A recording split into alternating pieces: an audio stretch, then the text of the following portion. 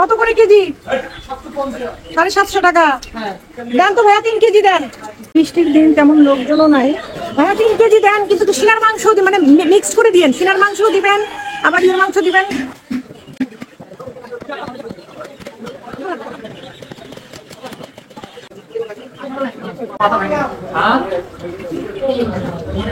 বাজারে লোকজন কম দেখে ভিডিও করতে পারলাম, অন্যদিন তো লোকজন অনেক থাকে। মাংস যেহেতু নিয়েছি, এখন ভাবলাম যে একটু অন্যান্য সবজি টবজি আছে একটু নিয়ে নিই। আলু দিচ্ছেন, পেঁয়াজ দেন, পেঁয়াজ দেন, শসা দিবেন, টমেটো দিবেন, ধনে পাতা দিবেন। হ্যাঁ হ্যাঁ, একটু বাজার শেষ, এখন বাসায় যাব, যে মজার মজার রেসিপি রান্না হবে। আসসালামু আলাইকুম বন্ধুরা, কেমন আছো সবাই? দেখলেই তো বাজারে গিয়েছিলাম, গরুর মাংস তো নিয়েছি আমি, কিন্তু কলিজাও নিয়েছিলাম। ওই সময় আমার ক্যামেরাটা বন্ধ ছিল, আমার আম্মু বাসায় এসেছে। তো এটা আমার আম্মুর হাত রান্নায়, আম্মু আমাকে হেল্প করছে। তো এখন কলিজাটা আমরা ঠিক ভুনা করব না, একটু মাখো মাখো করে রান্না করব, একটু হালকা ঝোল থাকবে। আসলে রান্নাটা তো এক একজন এক একভাবে করে, আর কলিজা কিভাবে পরিষ্কার করতে হয় সেটা আমরা সবাই মোটামুটি জানি। আজকে আমার আম্মু যে পদ্ধতিতে কলিজা পরিষ্কার করে আমি সেভাবেই করব। বাঙালি 90% মানুষ এভাবেই করে। কলিজাটা আমরা কি করেছি, একটু হলুদ একটু লবণ দিয়ে প্রথমে সিদ্ধ তুলে দিয়েছি। তো কিছুক্ষণ পর কলিজার ভেতরের যে রক্ত টক্ত ময়লা আছে সেগুলো বের হয়ে এসেছে। বেশিক্ষণ জাল দেওয়া যাবে না, তাহলে কিন্তু কলিজাটা শক্ত হয়ে যাবে। তো ময়লাগুলো যখন বের হয়ে এসেছে তখন আমি এটাকে পানি ঝরিয়ে নিলাম। কলিজা অনেকভাবেই অনেকে পরিষ্কার করে। অনলাইনে তো এখন বলে কলিজা সিদ্ধ করবেন না, এতে ভিটামিন চলে যায়, অনেকের অনেক ধরনের কথা। ভাই মাঝে মাঝে একটু ভিটামিন কমও খেতে হয়। যার রুচি যেভাবে সেভাবেই সে খাবে, এটাই স্বাভাবিক। এখন আমরা এভাবে করি, আমার আম্মু ছোটবেলা থেকে এভাবে রান্না করেছে দেখে আমি এটাকেই রুচিসম্মতভাবে খেয়ে থাকি। এখন কলিজার ওপরের যে পাতলা আবরণটা আছে সেটা আম্মু খুব সুন্দর করে হাতের মাধ্যমে পরিষ্কার করে নিচ্ছে। মায়েরা বুঝি এমনই হয় না, যতই বয়স হয়ে যাক, মেয়ের বাড়ি আসলে মেয়ের কাজ করা দেখলে কিন্তু মা কাজ করতে শুরু করে দেয়। এই ভিডিওটা শুক্রবারের, একে তো শুক্রবার, তার উপরে বৃষ্টি, তার উপরে আবার আম্মুও এসেছে বাসায়।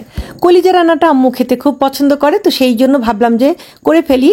আম্মু খুব সুন্দর করে কলিজাগুলোকে টুকরো টুকরো করে কেটে দিচ্ছে। আম্মুর হাত দেখে নিশ্চয়ই বুঝতে পারছো, আমার আম্মু কিন্তু অনেক ফর্সা, খুব সুন্দর। আমিও মার্শাল্লাহ ভালোই, কিন্তু আমি কিন্তু শ্যামলা, আমি বাবার মতো হয়েছি। আর আমার আম্মু একদম দুধে আলতা গায়ের রং।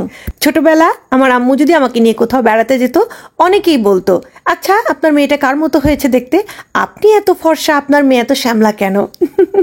ছোটবেলা এটা নিয়ে যে আমার কত মন খারাপ হতো, অনেক কান্নাকাটি করতাম। বড় হওয়ার পর বুঝতে পারলাম আসলে আমাদের সমাজটাই এমন, নিজের দিকে কেউ তাকায় না, সবাই অন্যের সমালোচনা নিয়েই বিজি থাকে। তো যাই হোক, এটা ছিল আমার ছোটবেলার কথা, তো তোমাদের সাথে শেয়ার করলাম। যাই হোক, আম্মু অনেকটা কাজ আগিয়ে দিয়েছে, এখন আমি রান্নায় চলে এসেছি।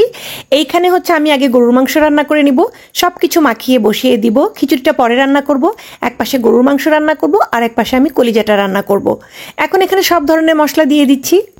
তবে আজকে কিন্তু মাংসে আমি কাটা পেঁয়াজ ব্যবহার করছি না। এই যে এখন যেটা দেখতে পাচ্ছ সেটা হচ্ছে পেঁয়াজ বাটা, 1 কাপ পরিমাণ দিয়েছি, ছোট কাপের। আর এখানে টক দই দিয়ে দিলাম, আস্ত গরম মশলাও দিয়ে দিলাম, তেলও দিয়ে দিলাম, আর একটু কাঁচামরিচও দিয়ে দিলাম। আর এর আগে আমি যা যা দিয়েছি সেটা হচ্ছে আদা রসুন পেস্ট, লবণ, হলুদ, মরিচ, ধনিয়ার গুঁড়া, জিরার গুঁড়া, গরম মশলার গুঁড়া, মোট কথা মাংস রান্না করতে যা যা প্রয়োজন আর কি সবই দিয়ে দিয়েছি। অল্প একটু হাত ধোয়া পানি দিয়ে দিলাম, কারণ মাংস থেকেও পানি উঠবে। এখন আমি ঢেকে দিলাম। 5-6 মিনিট পর ঢাকনাটা তুলে আমি আবার একটু নেড়ে চেড়ে দিলাম, দিয়ে এইভাবেই আবার ঢাকবো, আবার নেড়ে দিব, এভাবে কষিয়ে নিব। এখন আমি কলিজাটাকেও মাখিয়ে তুলে দিব। গরুর মাংসটা অন্য চুলায় পার করে দিলাম। আমরা যেহেতু কলিজাটা অনেকক্ষণ ধরে সিদ্ধ করিনি, সেই জন্য এটাকে কিন্তু আবার ভালো করে ধুয়ে নিয়েছি কাটার পরে। এখন আমি এখানেও মাংসের মতো সব ধরনের মশলা দিয়ে দিব। পেঁয়াজ বাটা দিয়ে দিয়েছি, এখন আমি অন্যান্য মশলা দিয়ে দিয়েছি। আদা রসুন পেস্ট দিয়ে দিলাম, মরিচের গুঁড়া, হলুদের গুঁড়া, জিরার গুঁড়া, ধনিয়ার গুঁড়া, গরম মশলার গুঁড়া এবং আস্ত গরম মশলার গুঁড়া, এবং তেলও দিয়ে দিলাম। শুধু লবণটা কিন্তু আমি দেইনি, লবণটা একটু পরে দিব। আসলে পরে না, বড় কথা হচ্ছে লবণ দিতে আমি ভুলে গিয়েছিলাম, আমি লবণটা পরে দিয়েছি। তো যাই হোক, এখানে আমি হালকা পানি দিয়ে একটু কষানোর জন্য তুলে দিলাম, কারণ আমরা কলিজাগুলো কিন্তু খুব অল্প সময় সিদ্ধ করেছি, তো একটু ভালো করে কষাতে হবে। একদম মাংসের পদ্ধতিতে রান্না করব। আসলে রান্নাটা কিন্তু এক একজন এক একভাবে করে, এটা আমরা জানি। আমরা তারপরেও যারা রান্নার ভিডিও দেই তাদেরকে অনেক অনেক অনেক বাজে কমেন্টের সম্মুখীন হতে হয়। যারা রান্না নিয়ে বাজে কমেন্ট করে তারা সব সময় ভুলে যায় যে রান্নাটা কিন্তু তাদের জন্য করা হচ্ছে না। এক একজন এক একভাবে খায়। যে রান্না দেখাচ্ছে সে হয়তো তার নিয়মে বা তার এলাকায় বা সে ছোটবেলা থেকে যেভাবে শিখেছে, যেভাবে খেয়ে অভ্যস্ত, সেভাবে হয়তো বা রান্না করছে। বাজে কমেন্ট না করে আপনার যদি পদ্ধতি ভালো না লাগে আপনি আপনার মতো করে রান্না করে খান না কেন? অঞ্চল ভেদে, মানুষ ভেদে, জায়গা ভেদে রান্নার পদ্ধতি আলাদা হবে, এটাই তো স্বাভাবিক। যাই হোক, যারা বোঝে না বা বুঝতে চায় না তাদেরকে বুঝিয়ে লাভ নাই। আমরা যেহেতু অনলাইনে সোশ্যাল মিডিয়াতে 10 জনের সামনে রান্না প্রেজেন্ট করছি, কমেন্টস অপশন যেহেতু খুলে রেখেছি, অতএব আমাদেরকে শুনতেই হবে। তবে একটা কমেন্টের মাধ্যমেই বোঝা যায় সেই মানুষটার পারিবারিক শিক্ষা কেমন বা মানুষটার রুচি কেমন। যাই হোক, কলিজাগুলোকে ভুনিয়ে নিয়ে কিন্তু আমি আবার ঝোল দিয়ে দিলাম। এখন অনেকে এসে বলতে পারো আপু কলিজা তো শক্ত হয়ে যাবে। ওই যে বললাম না, রান্না এক একজন এক একভাবে খেতে পছন্দ করে। ওই কলিজার ওই শক্ত শক্তটাই খেতেই অনেকের কাছে ভালো লাগে, এটা বুঝতে হবে। গরুর মাংস কষিয়ে ঝোল দিয়ে দিয়েছি। এখন এই তো গরুর মাংসের ঝোলটা কমে এসেছে, আমি এরকম ঝোলই রাখবো, এটা প্রায় হয়ে গেছে। আর কলিজা যেটা রান্না করেছি সেটাতেও কিন্তু আমি ঝোল একটু কমিয়ে নিব, তবে একদম শুকনা শুকনা করব না।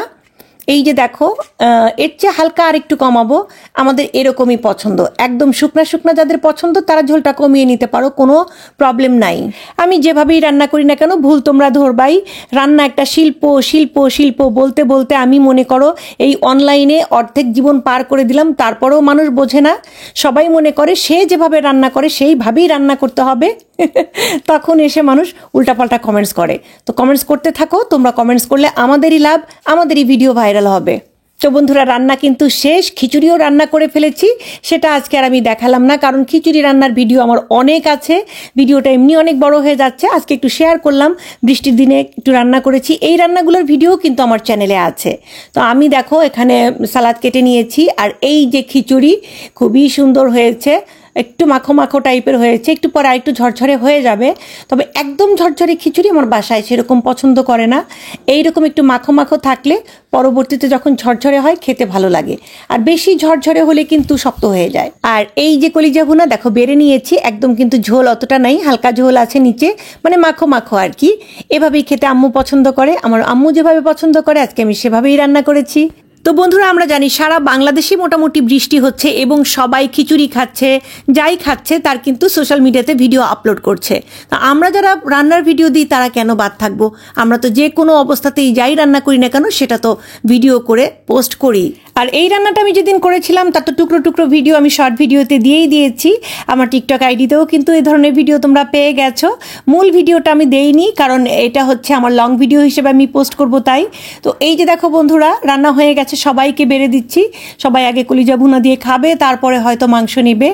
অনেক ভালো লাগে পরিবারের সবাই মিলে যখন আমরা বৃষ্টির দিনে এইভাবে একসাথে কোনো স্পেশাল খাবার খাই। তো যাই হোক, ভিডিওটি ভালো লাগলে যারা এখন আমার চ্যানেলটি সাবস্ক্রাইব করনি, যদি ভিডিও ভালো লাগে তাহলে অবশ্যই আমার চ্যানেলটি সাবস্ক্রাইব করে আমার পাশে থাকবে এবং পাশে থাকা বেল আইকনটি ক্লিক করে দিবে, যাতে নিত্য নতুন যখনই আমি রান্নার ভিডিও দিব নোটিফিকেশনটা যেন তোমার কাছে সবার আগেই চলে যায়। সেই জন্য অবশ্যই বেল বাটন ক্লিক করে রাখতে হবে। আমি নকশিকন্যা ওরফে তোমাদের হাসি আপু, আবার আসবো অন্য কোনো দিন অন্য কোনো রেসিপি নিয়ে অথবা মজার মজার ভিডিও নিয়ে। আর মেয়েদেরকে বলছি সবাই ভালো থেকো, সুস্থ থেকো, নিজের এবং নিজের পরিবারের প্রতি যত্ন নিও। এবং যে সকল মেয়েরা পরিবারের কাজের পাশাপাশি ফেসবুক এবং ইউটিউবে এই ধরনের ভিডিও দিয়ে সফল হতে চাচ্ছ তাদেরকে বলবো ধৈর্য ধৈর্য ধৈর্য ধৈর্য ধারণ করো, সফলতা তোমার কাছে ধরা দেবেই। আল্লাহ হাফেজ।